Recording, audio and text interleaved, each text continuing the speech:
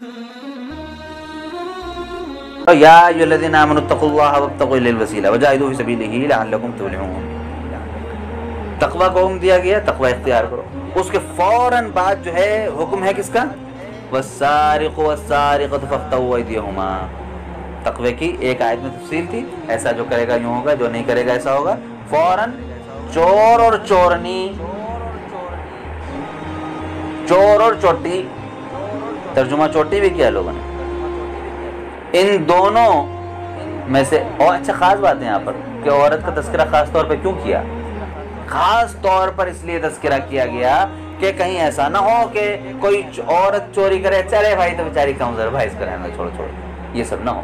سزاؤں کے معاملے میں، نظام کے معاملے میں بہت ہی آدمی کو سختی اختیار کرنی چاہیے۔ اسی اللہ کے رسول صلی اللہ علیہ وسلم نے ارشاد فرمایا تھا کہ اگر ایک چوری کا معاملہ جو ہوا تو تھوڑا لمبا ہے وہ، بہرحال اس میں حضور نے ارشاد فرمایا تھا کہ اگر فاطمہ بنت محمد، میری بیٹی فاطمہ، حضور کی چہیتی بھی بیٹی، حضرت علی کی بیوی، حضرت حسن حضرت حسین کی ماں رضی اللہ عنہا، جنت کی خواتین کی سردار اور حضور کی سب سے پیاری بیٹی، فرمایا کہ اگر فاطمہ بھی چوری کرتی تو میں اس کا بھی ہاتھ کاٹ دیتا، اس لیے اس معاملے میں کبھی رعایت کی گزارش نہ کرنا میرے سے آگے۔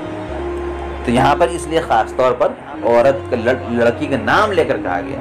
چورنی، جو بھی چوری کرے مرد ہو یا عورت، فوراً اس کے ہاتھ کاٹے جائیں گے۔ یعنی جب وہ ایسا نہیں کہ کوئی پین چرا لے آپ کا ہاتھ پکڑ کے کاٹ دے، یہ بات یاد رکھنے کی ہے کہ ایک حد مقرر ہے اس کی، کتنی چوری کرے، کھانے میں اتنی، مال میں اتنی، وغیرہ وغیرہ اس طرح سے۔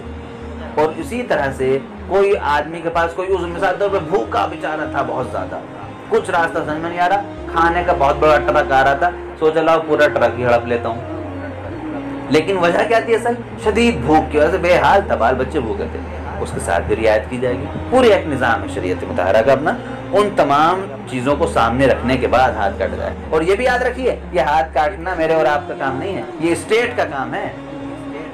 کہیں آپ کی گلی میں کوئی چوری کر لے، آپ اٹھا کے بگدا پھیر دیں اس کے ہاتھ پہ کہ شریعت کا حکم تھا میں نے پورا کر دیا، نہیں نہیں نہیں، اسٹیٹ کا کام ہے۔ بدقسمتی سے سن 1924 سے ہم خلافت کے مبارک سائے سے محروم ہیں۔